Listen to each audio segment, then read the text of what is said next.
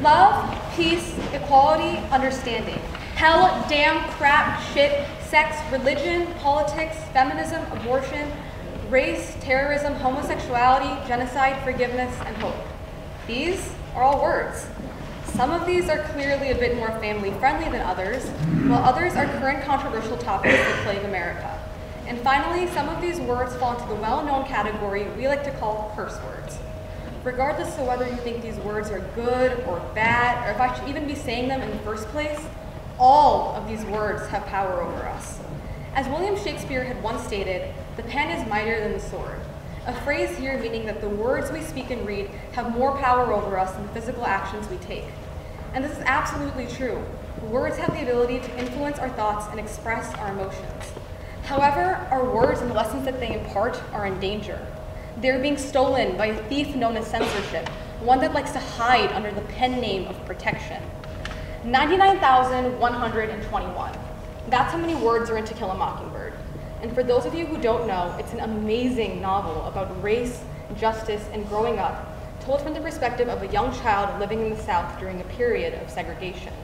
However, since the book takes place in a racially conservative time period and contains a court scene about sexual assault, you can probably figure out the two words that have caused it to be banned in school and public libraries across the nation. All it took was two words whose supposed context is worth enough to erase a masterpiece full of history. And with these two insignificant words, we erase the other 1,921 words that have the power to cut through ignorance like swords. And by doing so, we gave these negative curse words more power over the positive messages that Harper Lee was trying to impart. Words such as equality and love were overshadowed by a mere negative connotation. So when we banned To Kill a Mockingbird, we banned the idea of female predators, banned a history of racial discrimination, banned the notion that appearances can be deceiving, and banned the idea of a young person standing up against an adult.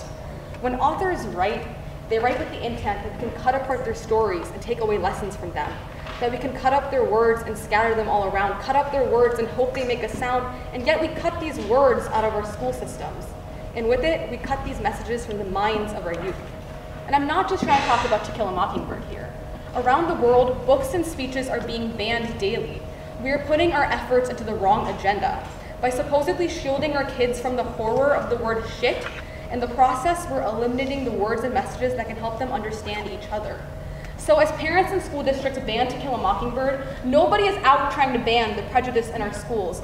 Nobody is out trying to censor the cruel words said in these very hallways. Nobody is out trying to ban intolerance from the minds of younger generations, because somewhere in America, people are too busy trying to ban To Kill a Mockingbird while a teen picks up a gun and uses race as a target. We are not banning things such as weapons, drugs, or intolerance, but rather we are banning any written material that talks about these things. And by doing so, by hiding the problem, we're only forcing our children to face it in the future, yet they will have no idea how to react. Books are essential, for they allow us to interact with the dangers and the controversies of the world from a safe distance, therefore preventing the inflammatory response that results from ignorance. Ignorance that merely spawns from censorship. Our denial that comes with banning these controversies will only end up harming people in the future. And censorship doesn't just stop at old classic literature or in conservative towns. Middle schools and high schools everywhere, even here in the Chicagoland area, ban contemporary novels, such as the book Carrie by Stephen King, for it happens to fall into the horror genre. Yet the real horror is the fact that when we ban this book, we ban the idea that our words can affect others and take them to their breaking point. Ban the idea that villains aren't born, but rather they are made. Ban the idea that a person can only stand being called a monster oh so many times until they finally become one. So we take this horror novel off of our bookshelves. And because of this, kids continue to bully to this day, for they do not realize the impact that their words have on each other. Aren't these the cruel words that should be taken away, rather than the words with important messages that have been stolen from us? Yet after all of this, parents and school districts tell themselves the censorship really isn't that big of a deal. Like, how can banning a book or a movie impact the way my kid sees and interacts with the world? But I'm here to tell you that censorship does affect us. Censorship has affected me. When I was a kid, nobody ever mentioned the word gay. And while on some subconscious level I understood the concept of homosexuality, it was never mentioned in the books I read, the movies I saw, it wasn't talked about in my health classes, nor was it mentioned in my own household. And that wasn't because anybody around me was homophobic or intolerant, but rather they were trying to protect me from a concept that they were once protected from when they were my age. And my life was seemingly normal. That is until I got thrown into the world of 11 and 12-year-olds in the 21st century without having a clue about homosexuality. Everything went upside down when one of my close friends came up to me and told me that he was gay. And my initial response to such a heartfelt confession was the phrase, ew. A response that resulted not from hatred nor intolerance, but rather it resulted from mere contrast. Because since nobody had ever told me about this, to me it wasn't normal. And I never wanted my friend to think that I thought that they weren't normal. So by doing so, responding with the phrase ew, that's all it took to break somebody's heart.